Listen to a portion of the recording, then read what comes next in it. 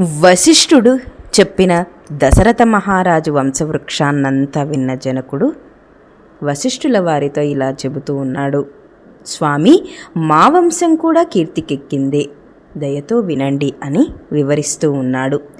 మా వంశానికి మూల పురుషుడు నిమి మహారాజు. అతడు తన సత్కార్యాలతో ముల్లోకాలలోనే ప్రసిద్ధికెక్కినవాడు. ఆయన ధర్మాత్ముడు, పరాక్రమశాలులలో కూడా మేటి. ఆయన కుమారుడు మిథి. అతడే ఈ మిథిలా నగర నిర్మాత, మా మొదటి జనకుడు. ఆయన కుమారుడు ఉదావసుడు.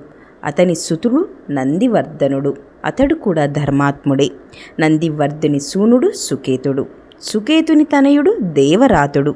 అతడు పరమ ధార్మికుడు, మహాబలశాలి. ఆయన పుత్రుడు బృహద్రథుడు, రాజర్షిగా ప్రసిద్ధికెక్కినవాడు. బృహద్రథుని కుమారుడు మహావీరుడు. అతడు శూరశిరోమణి, ప్రతాపశాలి. అతని కుమారుడు సుధృతి. అతడు కూడా గొప్ప ధైర్యశాలి, సత్యపరాక్రముడు. సుధృతి యొక్క తనూజుడు దృష్టకేతువు.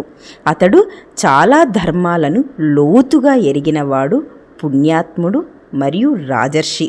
దృష్టకేతువు యొక్క తనయుడు హర్యస్వుడు. అతడు సుప్రసిద్ధుడే. హర్యస్వతిని సుతుడు మరువు. అతని పుత్రుడు ప్రతింధకుడు. ప్రతింధకుని సూనుడు కీర్తిరథ మహారాజు. అతడు కూడా ధర్మజ్ఞుడు. అతని సూజుడు దేవమీఢుడు. ఆయన కొడుకు విబుధుడు. విబుధుని తనయుడు మహీంద్రకుడు.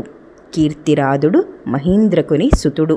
అతడు మహాబలశాలి, రాజర్షి. అతని పుత్రుడు మహారోముడు. ఆయన తనూజుడు ధర్మమూర్తి అయిన స్వర్ణరోముడు. అతడు కూడా రాజర్షి. అతని పుత్రుడు హ్రస్వరోముడు. అతడు మహానుభావుడు, నా తండ్రి. పరమ ధర్మజ్ఞుడైన హ్రస్వరోముని ఇద్దరి కుమారులలో నేను పెద్దవాణ్ణి, నా తమ్ముడు కుశధ్వజుడు చిన్నవాడు. ఇతను కూడా మహావీరుడు.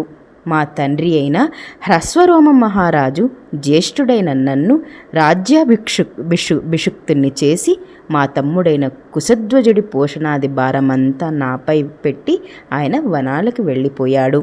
వృద్ధుడైన మా తండ్రి స్వర్గస్థుడైపోగానే నేను రాజ్యభారాన్ని ధర్మబద్ధంగా నిర్వహిస్తున్నాను స్వామి. నా తమ్ముడైన కుశధ్వజుడు నిర్మల హృదయుడు, దేవతుల్యుడు. అతన్ని వాత్సల్యంతో చూసుకుంటూ ఉన్నాను. నా తమ్ముడికి కుశధ్వజుడికి సాంకస్య రాజ్యానికి పట్టాభిషిక్తిని చేశాను అని చెప్తాడు. ఆ తర్వాత ఇలా చెబుతూ ఉన్నాడు.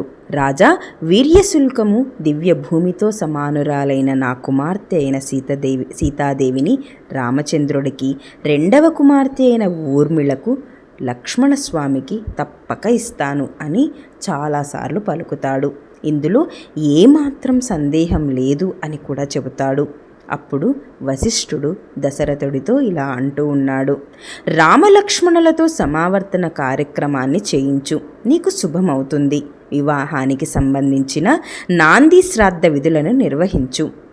మహారాజా, నేడు మఖా నక్షత్రం. నేటి నుండి 3వ దినము ఉత్తర పాల్గుని నక్షత్రం వస్తుంది.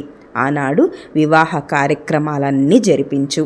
రామ లక్ష్మణులకు మున్ముందు సుఖ సంతోషాలు కలగాలి కనుక గో, భూ, తిల, హిరణ్యాది దానాలను బ్రాహ్మణులకి ఇప్పించు అని చెబుతాడు వశిష్ఠుడు. స్వస్తి.